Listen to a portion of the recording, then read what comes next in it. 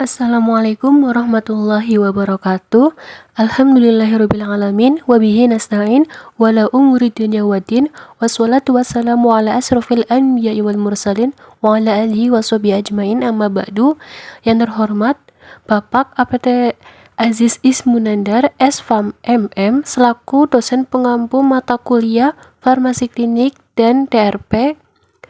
Pada kesempatan kali ini, saya Putri Indah Puspitasari, NIM 421200033, akan sedikit menjelaskan terkait dengan pengaruh iklan TV Procold sebagai obat flu terhadap sistem pengobatan sendiri. Adapun topik pembahasan yang akan dibahas pada kesempatan kali ini, yang pertama ada tentang komunikasi, yang kedua iklan, 3 swamedikasi, 4 influenza, dan yang kelima obat flu di televisi. Ya, yang pertama yaitu tentang komunikasi. Nah, komunikasi ini berasal dari bahasa Latin communicar, communicatio, dan communicatus, yang berarti suatu alat yang berhubungan dengan sistem penyampaian dan penerimaan berita, seperti telepon, telegraf, radio, dan sebagainya. Nah, seorang farmasis dalam melakukan praktek kefarmasian harus menguasai aspek komunikasi. Apoteker dalam komunikasi harus dapat memberikan pengertian secara jelas dan baik kepada pasien, tenaga kesehatan, atau pihak lain yang berhubungan dengan pekerjaannya. Idealnya, seorang farmasis dalam melakukan pekerjaan kefarmasian harus selalu proaktif melakukan KIE, yaitu komunikasi, informasi, dan edukasi, agar konsumen merasa aman dengan obat yang akan dikonsumsinya. Yang selanjutnya ada iklan. Nah, iklan atau advertising dapat didefinisikan sebagai bentuk komunikasi non-personal mengenai suatu organisasi, produk, servis, atau ide yang dibayar oleh satu sponsor yang diketahui. Maksud dari non-personal berarti suatu iklan melibatkan media massa seperti TV, radio, majalah, ataupun koran yang dapat mengirimkan pesan kepada sejumlah besar kelompok individu pada saat bersamaan.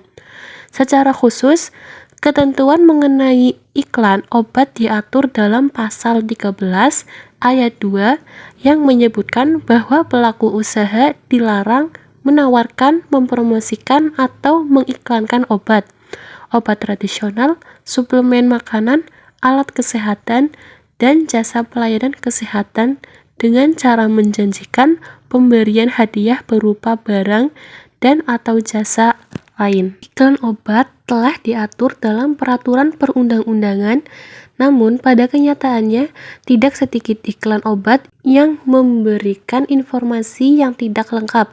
Biasanya di dalam iklan obat tersebut hanya disebutkan khasiatnya dan tidak menyebutkan zat aktif yang ada di dalamnya maupun dampak samping dari obat tersebut. Obat yang dapat diiklankan kepada masyarakat adalah obat yang sesuai peraturan perundang-undangan yang berlaku, tergolong dalam obat bebas atau obat bebas terbatas, kecuali dinyatakan lain. Selanjutnya ada swamedikasi. Swamedikasi berarti mengobati segala keluhan pada diri sendiri dengan obat-obat yang dibeli bebas di apotik atau toko obat atas inisiatif diri sendiri tanpa nasihat dokter. Nah, salah satu keuntungan swamedikasi yaitu bahwa seringkali obat-obat untuk swamedikasi sudah tersedia di lemari obat dari banyak rumah tangga. Keluhan yang dapat diobati sendiri merupakan keluhan-keluhan ringan yang biasanya sembuh dengan sendirinya seperti salesma, flu, nyeri kepala, atau tenggorokan. Namun, pelaksanaannya harus memenuhi kriteria penggunaan obat yang rasional. Kriteria obat rasional antara lain ketepatan pemilihan obat, ketepatan dosis obat, tidak adanya kontraindikasi, tidak adanya efek samping, dan tidak ada polifarmasi. Selanjutnya ada influenza. Influenza atau flu adalah penyakit pernapasan menular yang disebabkan oleh virus influenza yang dapat menyebabkan penyakit ringan sampai penyakit berat. Gejala penyakit ini ialah rasa tidak enak badan, demam, rasa pegal linu, lemas, lesu, bersin-bersin, dan terasa nyeri otot dan sendi. Untuk menghilangkan gejala yang menyertai dapat menggunakan obat-obatan yang sesuai. Perlu diperhatikan bahwa obat-obatan ini hanya digunakan untuk meringankan gejalanya, bukan untuk mengatasi virus penyebabnya. Obat tersebut dapat diperoleh tanpa resep karena termasuk obat bebas.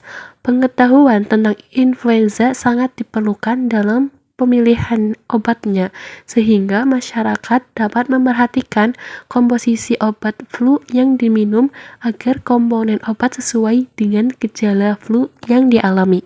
Yang terakhir, ada obat flu di televisi.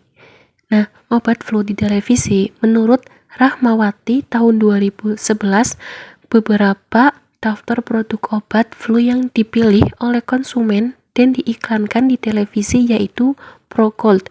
Procold adalah obat yang bermanfaat untuk meringankan gejala flu seperti demam, sakit kepala, pilek atau hidung tersumbat, bersin-bersin, dan batuk kering. Obat ini tersedia dalam 2 varian, yaitu Procold Flu dan Procold Flu dan Batuk. Cara pakai Procold Flu untuk dewasa dan anak-anak usia di bawah 12 tahun, yaitu 1 kaplet 3 kali sehari, sedangkan untuk anak-anak usia 6-12 tahun diminum setengah kaplet 3 kali sehari.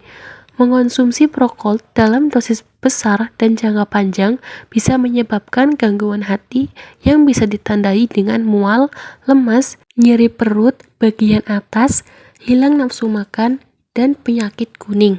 Demikian pemaparan materi dari saya. Kurang lebihnya mohon maaf. Wassalamualaikum warahmatullahi wabarakatuh.